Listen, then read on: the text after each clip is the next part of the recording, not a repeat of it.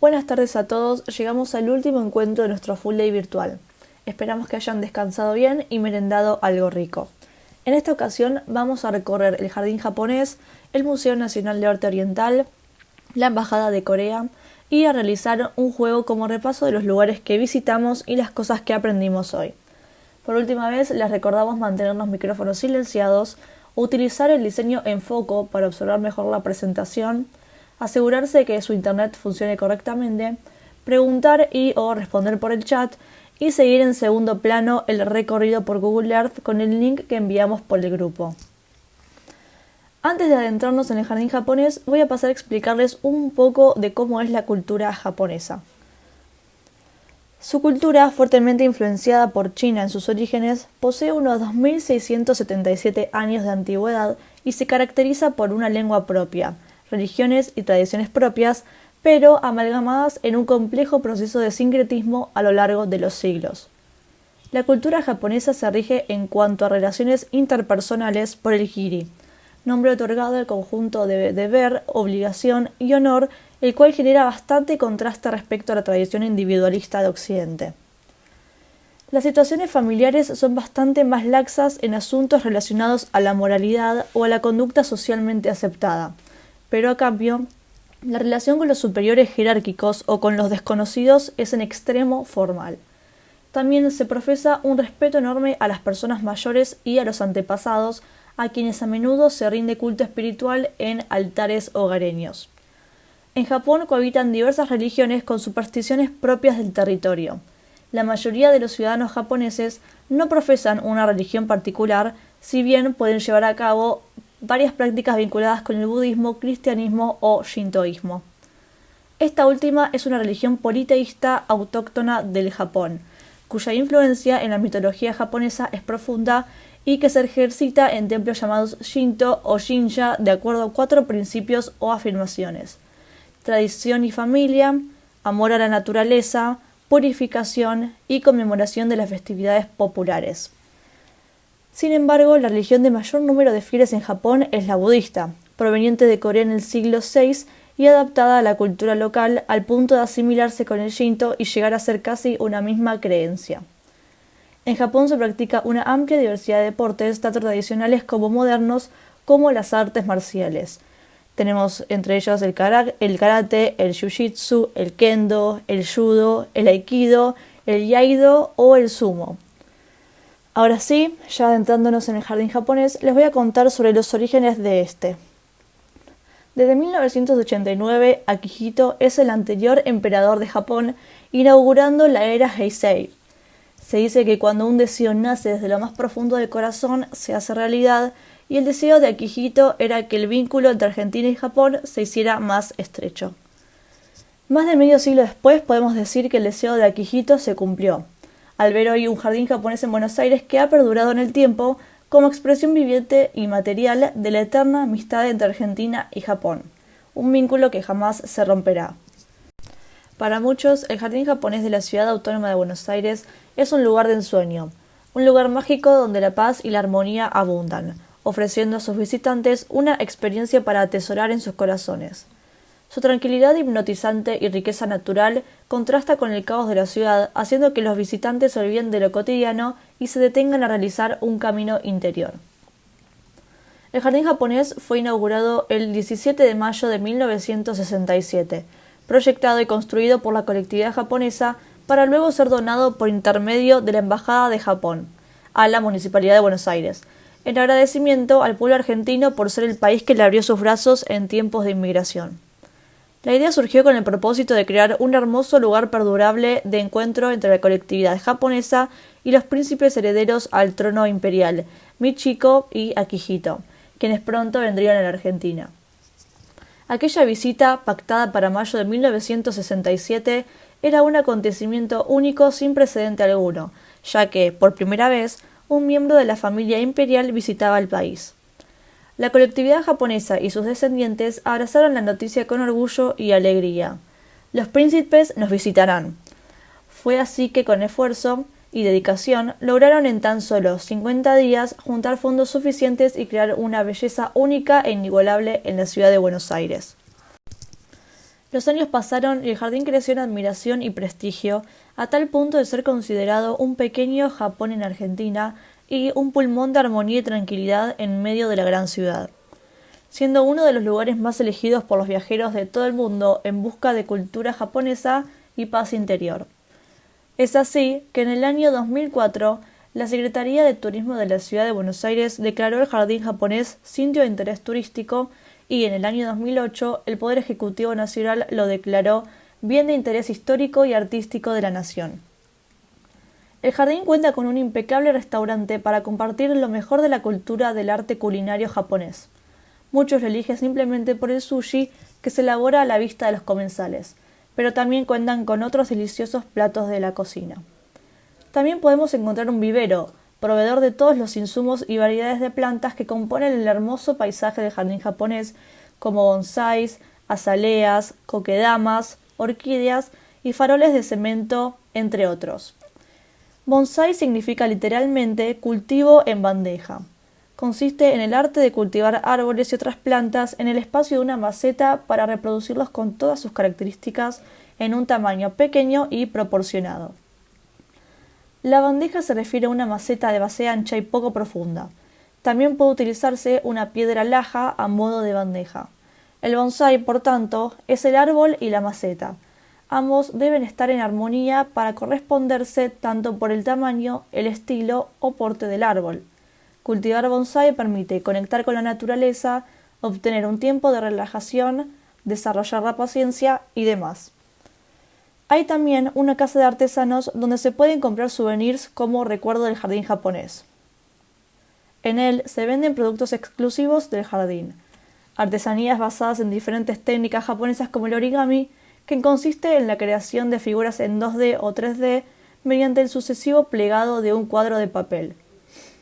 En el origami original no se cortan ni se pegan los papeles. La práctica del origami desarrolla la creatividad, la memoria, la concentración y mejora las habilidades de la motricidad fina. Dentro del jardín se ubica el Salón Tokio, un espacio para exponer y transmitir el arte japonés. El balcón mirador permite disfrutar del paisaje y la tranquilidad que el jardín japonés ofrece. La sala de lectura Tokushima-ken cuenta con una amplia bibliografía sobre la historia de Japón y las distintas disciplinas que componen la cultura japonesa. Se puede consultar material en castellano, inglés y japonés. El jardín japonés es uno de los pocos lugares que vimos hoy a los que en este momento de la pandemia se puede ingresar para recorrer y pasear. Si deciden hacerlo, tengan en cuenta estos protocolos actuales para tener una actividad al aire libre de forma segura. Actualmente hay un solo lugar de ingreso sobre la avenida Berro en la esquina avenida Casares. Previo al ingreso, los visitantes tienen que formar fila respetando la distancia mínima de 2 metros entre cada persona. Se les va a tomar la temperatura antes de ingresar, siendo su límite de 37,5. También se les brindará alcohol sanitizante. El uso de tapabocas es obligatorio durante todo el paseo y va a haber un solo sentido de circulación señalizado y asistido por el personal del jardín. También habrá una única salida sobre la avenida Casares y Libertador.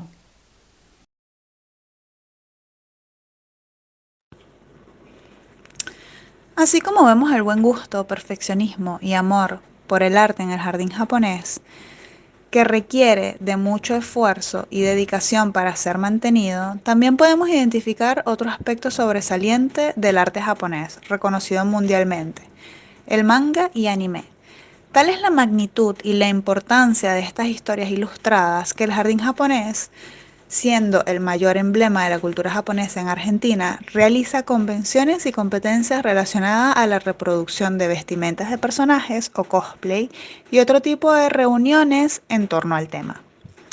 Este arte ilustrado, denominado manga, surge en Japón con base de dos precedentes. El primero eran las pinturas satíricas que representaban figuras cotidianas de la época, muchas veces en forma de animales. Otras relataban hazañas o batallas, etc. Eran en formato horizontal y medían entre 9 y 25 metros. Se caracterizaba por una línea muy suelta, pinceladas y garabatos que formaban figuras bastante planas. Por otro lado, el ukiyo-e, un estilo de xilografía o grabado en japonés, también fue fundamental para el nacimiento del manga. Es propio del grabado que las líneas sean sintéticas, muy simples y con colores eh, bastante degradados, con tendencia a la elegancia y que sean también bastante refinados. Esta técnica perduró y sigue perdurando con el tiempo. Y hoy en día el ukiyo-e, es bastante conocido, no solamente para la pintura, sino también para el diseño y otras disciplinas artísticas. Los temas que se trabajan en la época eran temas cotidianos como la pesca, animales, etc. Una de las imágenes más conocidas se llama La Gran Ola de Kanagawa. Fue hecha por un grabador llamado Hokusai. Hokusai fue la primera persona que se le dio el nombre de manga a estos grabados. Man, que proviene del ideograma que significa informal, y ga, que viene del significado de garabatos. Y si unimos estos dos conceptos, tenemos garabatos o dibujos caprichosos, que fueron ampliando sus temáticas con el paso de los tiempos.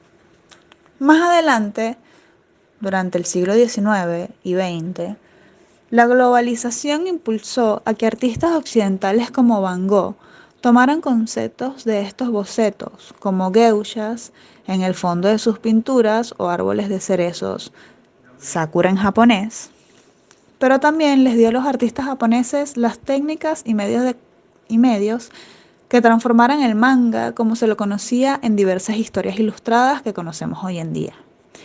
En los países natales de estos artistas ya se venían trabajando las historietas, entonces ellos atraían consigo los elementos necesarios, como el uso de la tinta, el uso de la línea más simple y el uso narrativo de las historietas a través de paneles, o sea, cuadrados, y texto debajo de cada imagen. Fue algo que influyó muchísimo a los japoneses. Con el tiempo los japoneses adoptaron esos códigos narrativos, tanto a nivel técnico como a nivel de narración, con la sucesión de imágenes, pero contenida en estos paneles, también respaldadas por textos, pero dentro de esos paneles. Uno de los exponentes más conocidos es Rakuten Kitzawa, un manga denominado El viaje a Tokio de Tagosaku y Monkube. Fue muy importante, ya que fue considerado el primer manga moderno de la historia.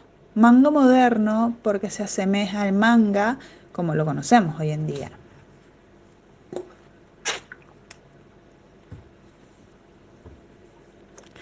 En 1947 se publicó La Nueva Isla del Tesoro, el manga más conocido de la época, creado por Osamu Tezuka. Este libro revolucionó el manga como se lo conocía, ya que el autor de tan solo 20 años en su momento incluyó recursos cinematográficos en sus dibujos, como el alejamiento y el acercamiento, y representaban movimientos con las líneas cinéticas. Él fue el creador de Astro Boy, su obra más famosa. Al crear este personaje, el artista toma algunos elementos de los aspectos caricaturescos de los trabajos de Walt Disney y otras de sus innovaciones también es, por ejemplo, sacar a los personajes de las viñetas. El manga en la actualidad sigue siendo el boom en Japón y en Occidente, y se publican miles de historias semanalmente, demostrando una gran competencia entre las editoriales. Esta competencia deriva en una gran variedad de géneros, teniendo su auge en la década de los 90. Algunos son el shonen o aventura, el romance o el shoujo, infancia o kodomo, drama, gore o violentas. Cada uno con su estilo de dibujo particular y pensado para su público. A pesar de los distintos estilos para cada género, todos representan la identidad principal que consta en narrar la historia a través de los personajes, sus expresiones, emociones y reacciones en contraposición al estilo europeo, contando en una sucesión de acciones. El personaje más famoso del manga moderno, nacido en esta diversificación del manga, es Goku. Un personaje de Dragon Ball Z, que es de estilo shonen, creado por Akira Toriyama, y fuerte referencia para el género hasta la actualidad. En esta década, el manga llega al mundo audiovisual en su forma de anime y uno de los primeros más famosos fue Akira.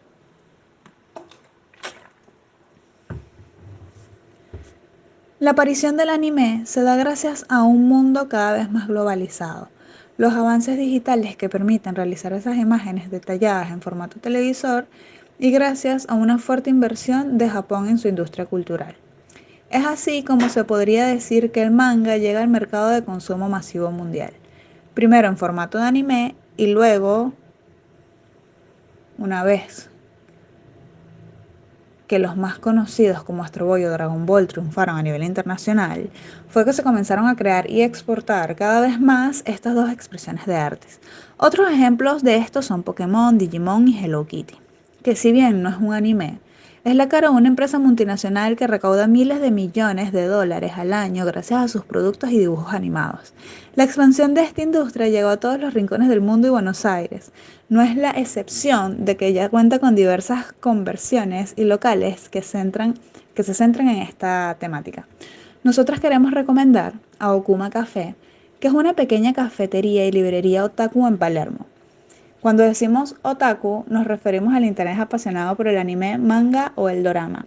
Su expresión más conocida a nivel mundial es el cosplay, que les recuerdo, es caracterizarse como los personajes de ficción conocidos. Okuma Café nace en noviembre de 2019 como un emprendimiento de algunos miembros de Ivrea, la editorial más importante del manga en Argentina. Este lugar te ofrece un amplio menú de pastelería japonesa, francesa y argentina, junto con bebidas calientes y frías. También hay comida salada como hamburguesas o sándwiches, con una alternativa vegetariana. Definida como la cafetería y librería, ni bien ingresas se puede ver las estanterías llenas de tomos a la venta y montones de gallafones, que son las figuras que son coleccionables. Como parte de la decoración, además de cuadros de anime y letras japonesas en las paredes. No está de más aclarar que los mangas exhibidos son únicamente para la venta y no para hojear mientras estás consumiendo, a menos de que los hayas comprado previamente. Si bien hoy en día es común consumir este tipo de contenido directamente online, la comunidad otaku valora aún más las ediciones físicas, es decir, DVD y libros. Es por eso que, a diferencia de los videoclubs tradicionales que fueron desapareciendo, este nicho de mercado sigue aumentando su participación. Para finalizar con nuestros atractivos coreanos, conoceremos la Embajada de Corea, ubicada en Avenida Libertador al 2395, en el barrio de Palermo. Esta se encarga de proteger los intereses de su país en Argentina, negociar con el gobierno lo que se demanda desde Corea, promover las relaciones amistosas entre ambos estados y fomentar el crecimiento económico, social y cultural. Desde el punto de vista cultural, la Embajada de Corea se encuentra estrechamente relacionada con el Centro Cultural Coreano, el cual tuvimos la oportunidad de conocer en el inicio de nuestra jornada. Al trabajar en conjunto, ambos buscan promover y difundir la cultura coreana en Argentina, y para ello crearon distintos programas de actividades. La Embajada de Corea nos proporciona también información sobre distintos asuntos consulares y sobre Corea del Sur a nivel general y turístico, creando lazos de diálogos entre ambos países y permitiéndonos conocer más sobre Corea, su cultura, su idioma, su música y mucho más. Continuando sobre Avenida del Libertador al 1900, casi llegando a Sánchez de Bustamante, está el último atractivo de este full day, el Museo Nacional de Arte Oriental, una institución que busca difundir las culturas de Asia, África y Oceanía. Creado en 1965, sus propuestas tienen como objetivo continuar acercando las expresiones culturales de Oriente a todas las personas interesadas en ellas a través del patrimonio artístico legado, donado o en menor medida comprado. Si bien fue inaugurado en 1965, este museo estuvo cerrado al público entre 2001 y 2019. Hoy en día, o al menos antes de la pandemia, se permite no solo el acceso a las exhibiciones, sino también a la biblioteca especializada de 1.500 libros, la hemeroteca de 2.500 revistas y publicaciones periodísticas, y la videoteca con más de 150 documentales. Entre las piezas que forman parte de la colección se destacan estatuillas de cerámica esmaltada de Egipto, altares portátiles de Japón del siglo XVII, alfombras de oración del Tíbet, tallas chinas de jade y marfil, serigrafías de la India y abanicos de madera labrada y obras de caligrafía japonesas y coreanas contemporáneas.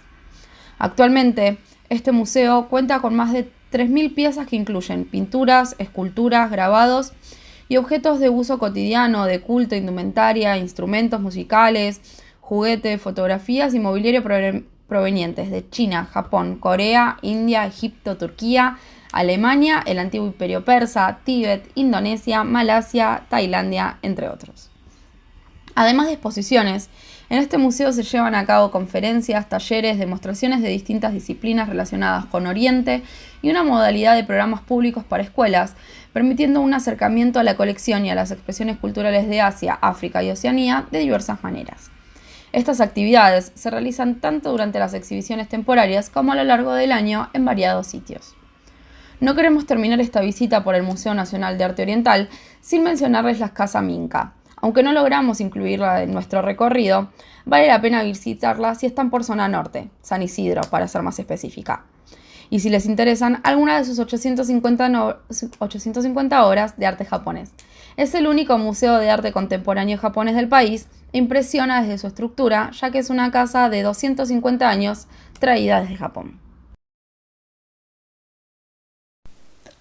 Ya finalizando con nuestro viaje virtual y luego de haber recorrido algunas de las comunidades más complejas y ricas de Asia y haber aprendido más sobre algo completamente desconocido para nosotros, o quizás no tanto, queremos abordar un tema que nos parece de suma importancia que sea hablado, sobre todo para dejar en claro el daño que se puede hacer con unas simples palabras que tal vez algunos solo llaman broma, alimentando la discriminación y el odio hacia el otro.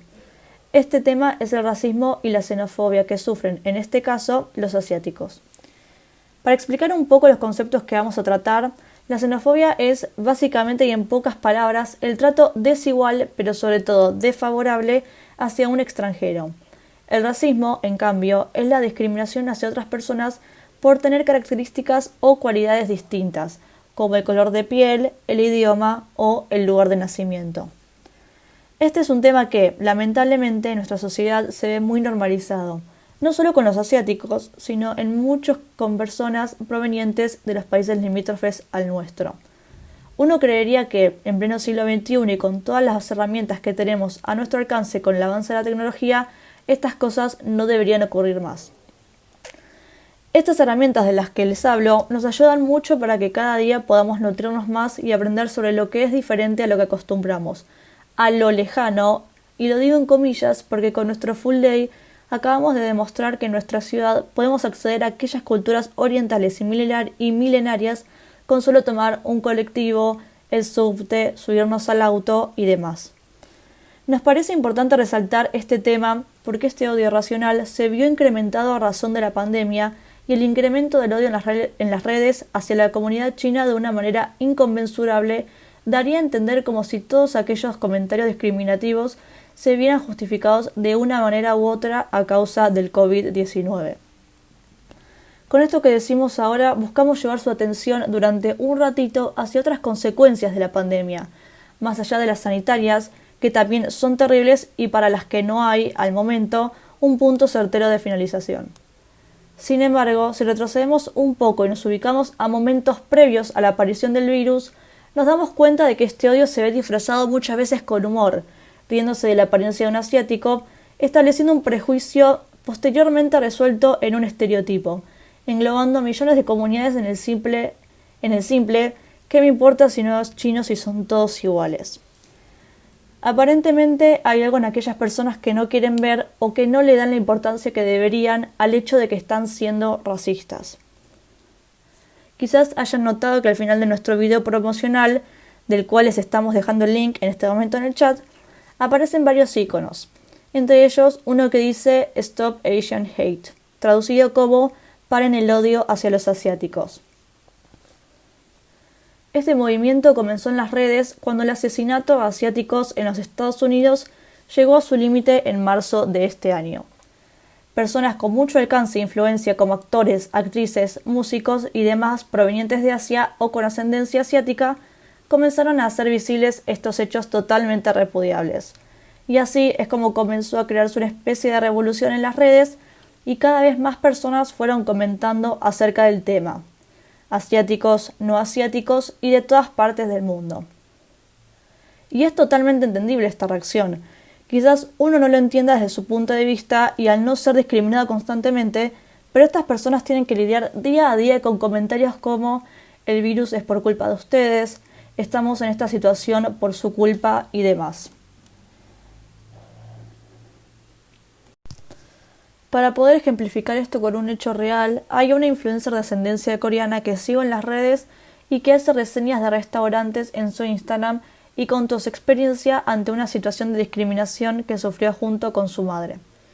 Ellas estaban haciendo la fila para entrar a un lugar como se debe hacer ahora con esta situación, y ellas le llamaron la atención a la mujer que se encontraba detrás de ellas al no respetar el distanciamiento social y al no llevar puesto correctamente el tapabocas. A lo que la mujer le respondió que ellas no estaban en su derecho de decirle nada porque al fin y al cabo estaban en esa situación por culpa de ellas. Y situaciones así pasan todo el tiempo, lamentablemente. La gente que sufre esto no va a gritarlo y a comentarlo por vergüenza para callarse y que no les sigan diciendo nada más. Pero hay que hablar de estas situaciones porque las personas que discriminan y van tirando odio como si nada no pueden seguir haciéndolo como si les estuvieran diciendo hola, buenos días. Es algo que, como dije antes, en pleno siglo XXI no puede seguir ocurriendo y mientras más se llame la atención a actos de este tipo, más se va a poder mejorar la situación con el tiempo. Es cuestión de tener paciencia y saber corregir al otro cuando está diciendo algún comentario de este tipo y es también aceptar uno mismo su error cuando está discriminando y nos dicen que no está bien para no volver a cometerlo. Hay que dejar de justificarse con humor porque cuando se está insultando y discriminando al otro, comienza a carecer completamente de humor. Así que bueno, ahora sí, y para terminar con nuestro recorrido, nosotras, las safianas, como nos apodaron nuestros profesores, queremos agradecerles a todas y cada una de las personas que nos acompañaron en el día de hoy y que nos escucharon atentamente y participaron junto con nosotras. Gracias, gracias infinitas. Ahora vamos a realizar un juego